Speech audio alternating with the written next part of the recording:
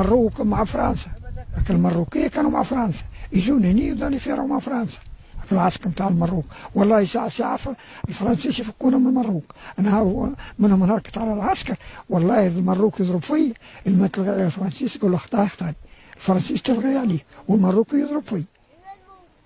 المروكي يضرب فيك، جاء مع الجيش الفرنسي يخدم مع الجيش الفرنسي. اي هو يضرب فيه وقال واي قلت هو اخطاني.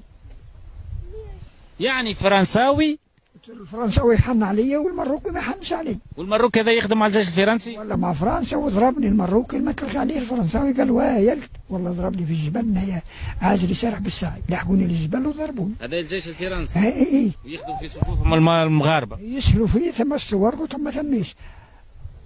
الجزائري ما ثميش، هو ضربني هما يسالوا فيك على الثوار الجزائريين، انت تونسي لهنا في الوسلاتيه في القروان، جاوك خلطت عليك الجيش الفرنسي معاهم في صفوفهم جيش مروك، يسالوك على الجزائريه.